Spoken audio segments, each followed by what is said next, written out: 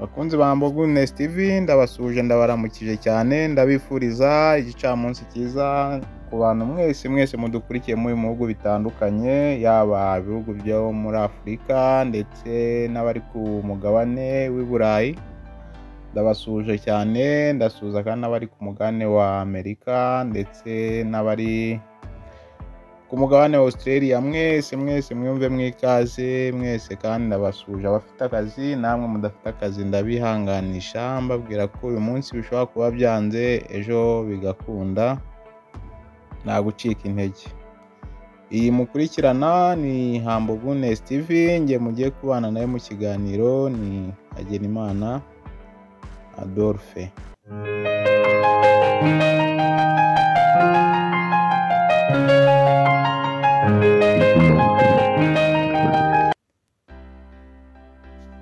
Nk'ibisanzwe twagarutse tubagezeho ibiganiro bigiye bitandukanye, mbashimira uburyo ki mukomeje gukora subscribe, share ndetse na comment. Ni iby'igiciro gikomeye, Imana ibaho umugisha. Uyu munsi twagarutse mu biganiro tugenda tubagezaho cyane byerekeranye n'iyobokamana. Uyu munsi turavuga ku ijambo Pawulo yavuze, avuga ku bijyanye no gufata icyo Kristo yari yamufatiye nk'uko urugendo rwo guhinduka Kristo ashaka.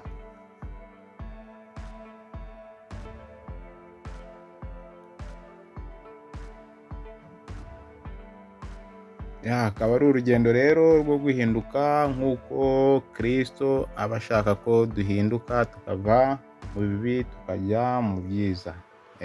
Nk'uko Pawulo murabizi, abagiye basoma ubutumwa bwiza bwiwe yagiye yandika, Pawulo murabizi ko yari umuntu wagiraga nabi abantu b'Imana cyane, ariko nyuma Imana ikaza kumwereka ikamuhindura, ikaza kumugira umuntu wayo wo kuyikorera akanayihamya. Rero hari abantu benshi bemeye Yesu, ariko bake bamenye impamvu Kristo yabafashe.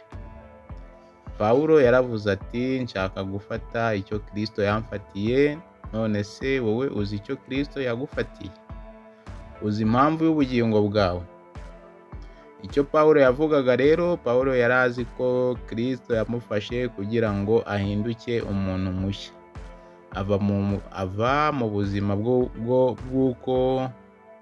bwo kwiringira imirimo ye, akinjira mu bugingo bushya bwo kubaho muri Kristo. Ni nk'aho yavugaga ati, nashakaga kuba nk'uko Yesu ashaka, si nk'uko njye nashakaga kubaho. Kugufata icyo Kristo yagufatiye bisaba iki? Ni ukwibagirwa ibiri inyuma, ibyaha, amakosa, ibihombo, guhanga amaso ku byo Kristo agushakaho uyu munsi. Kugira ubushake bwo gukura mu by'umwuka, kwiruka ukagera ku gihembo cyo guhamagarirwa mu ijuru. Rero ubutumwa ku bantu bose, Imana ifite impamvu yatumye uvuka n'impamvu yatumye ukomeza kubaho kugeza uyu munsi. Ntiwibagirwe icyo Kristo yagufatiye, ni ukuguhindura, kugukoresha no kukujyana mu buzima bwiza. Pawulo ntiyigeze avuga ko yagezeho, ahubwo yarakomeje nawe aguma mu rugendo. Rero dusoza iyi nkuru n'iki kiganiro nuko buri wese afite umuhamagaro yahamagariwe. Rero icya mbere ni uko ugomba gusenga Imana ikakwishurira, ikakwereka, ikaguha umuhamagaro wayo, ko buri wese agiye afite umuhamagaro yahamagariwe, kugira ngo ubashe nawe kuwusingira. Rero bavandimwe, ntitwari tugifite Kristo, ntabwo twari tugifite Kristo ngo twicare. Kristo yadufashe kugira ngo natwe tumufate, naho inzira ikomeye, ariko umunsi umwe tuzavuga nka Pawulo tuti, imirimo myiza narayirangije, inzira narayirangije, kwizera narakomeje, sigaye mbikiwe ikamba ry'ubugingo. Imana rero y'amahoro ibaho umugisha cyane, mbibutsa kujya mukora subscribe, share ndetse na comment kugira ngo ibiganiro byacu bijye bibageraho ntakagaruka. Njye mwabanye nawe yari Hagenimana Adolphe, iyi mwakurikiranaga yari Humble Goodness TV. Mugire amahoro y'Imana.